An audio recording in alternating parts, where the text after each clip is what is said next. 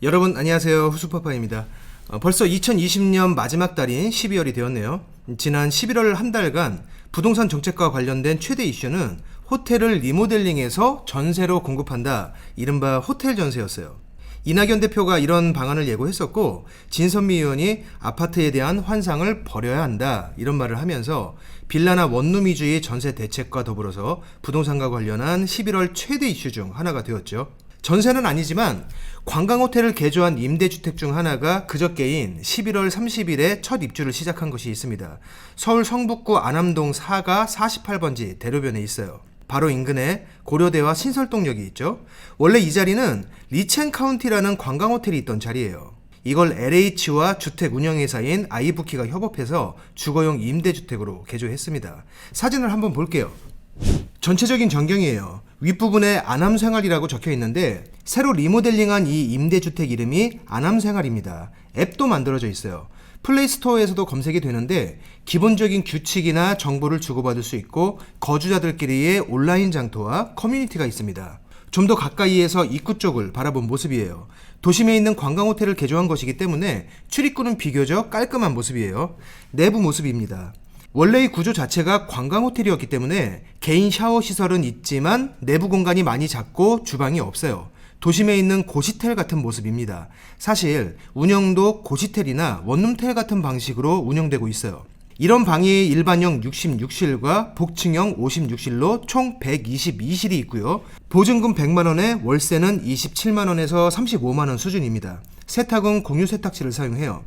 원룸텔과 다른 점이 있다면 편의시설인데, 일단 사진에서 보시는 것처럼 공유 주방이 잘 되어 있어요. 루프탑 라운지도 있고 1층에는 샵인샵이란 것이 있는데 본인이 창작하거나 또는 만들었거나 이렇게 어떤 활동의 결과물이 있다면 그걸 판매하거나 홍보할 수 있는 일종의 창업 실험 및 홍보실, 이 정도 개념으로 보시면 됩니다. 사진과 월세 금액을 본다면 젊은 사람 혼자 살기에 딱 좋아 보여요. 네, 방금 보여드린 안암생활은 청년층을 겨냥한 주거복지시설이고요. 실제로 매입 임대주택 입주 자격을 갖춘 청년층 중에서 입주자를 선정했어요. 문제는 뭐냐면 이렇게 도심에 있는 호텔을 개조해서 공급하는 것을 현재 발생하고 있는 전세 및 주거 대책 중 하나로 정부에서 추진하고 있다는 거예요.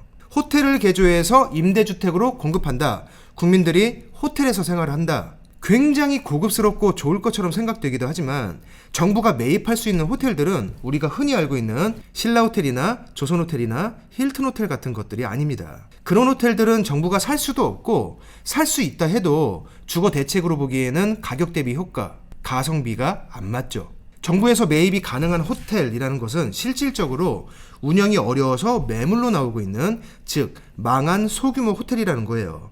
아닌 경우도 있긴 하지만 대부분은 외곽에 있거나 유흥가 밀집 지역에 있습니다. 대부분 원룸 형태이고 객실의 크기도 방금 전에 보여드린 것과 크게 다르지 않을 거예요. 바로 이 부분에서 미스매치가 발생하고 있다는 얘기죠. 전세가 조금씩 사라지고 있다가 임대차 3법이 통과되면서부터는 급속도로 사라지고 있습니다.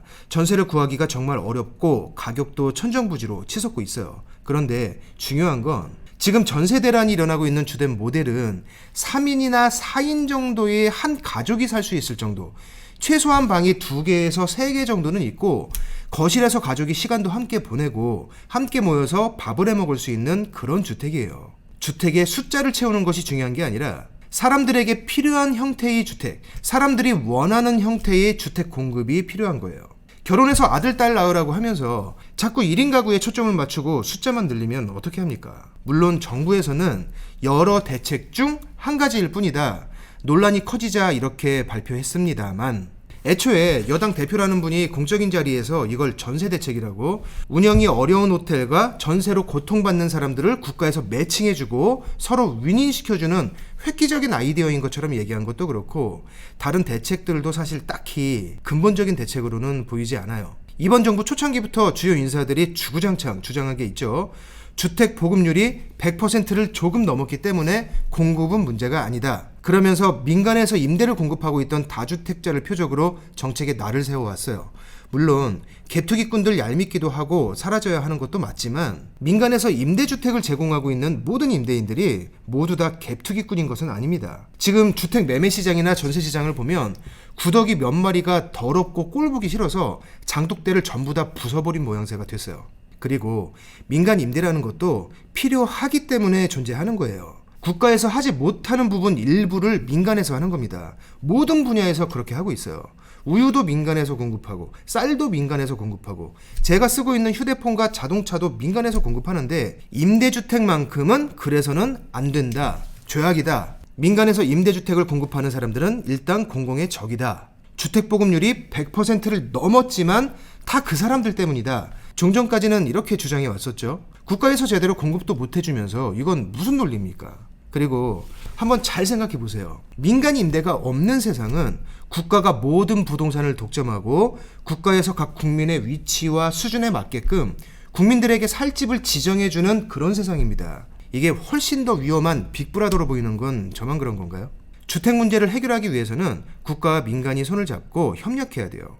뭔가를 주고 그 대가로 국가에서 하지 못하는 일정 부분을 민간이 해결하게끔 하고 그 과정에서 구정물을 만드는 벌레가 일부 있다면 핀셋으로 집어내거나 그 부분을 좀 도려내고 주택 문제뿐만이 아니라 사회 모든 문제에서 그렇게 해야 합니다. 대한민국 인구가 5천만 명이 넘는데 그 모든 사람들의 이해관계와 원하는 바를 국가가 다 해결해 줄 수 있다는 생각도 오만한 거예요. 신이 만든 나라가 아니라면 그런 세상은 존재할 수 없습니다. 특히 지금처럼 몰아붙이고 적대시하는 방법만으로는 절대로 해결되지 않아요. 지금 큰 수업료를 내면서 공부하고 있잖아요. 다행히 지금은 공급에 초점을 맞추고 있는 모양새인데 아파트는 공사기간이 길기 때문에 빠른 효과를 내기 위해서 국가에서 빌라를 짓고 다세대 주택을 매입하고 오피스와 호텔, 상가를 매입해서 주택을 공급한다고 합니다. 솔직히 얘기하면 아파트를 짓게 되면 지금 정부 내에서 효과가 안 나오고 다음 정부에서 효과가 나오기 때문에 정책을 그쪽으로 만드는 것이겠죠. 첫 단추가 잘못 끼워졌다는 걸 인정하고 시간이 좀 걸리겠지만 지금이라도 단추를 다 풀러서 첫 단추부터 다시 끼워 나가야 합니다. 그걸 인정하지 않은 상태로 임기 안에 뭔가를 수치상으로 보이려는 그런 정책들만 계속 만들어 나가면 마지막까지 너덜너덜해질 거예요. 지금도 사실 많이 너덜너덜 하잖아요. 여태까지 시행착오를 통해서 뭔가 배운 것이 있을 것 아니에요? 지금이라도 시행착오로 인정하고 이번 정부 안에 효과가 안 나온다 하더라도 미래를 위해서 그 기틀을 잡아주세요. 그런 것들 또한 이전 정부에서 보여주지 못했던 대인배적인 모습이고 시간이 지나서 뭔가를 끝까지 망쳐놓은 정부로 기억되지 마시고 시행착오 끝에 뭔가의 기틀을 다시 잡아놓은 정부로 그렇게 기억되셨으면 좋겠습니다. 오늘 영상은 여기서 마치겠습니다. 고맙습니다.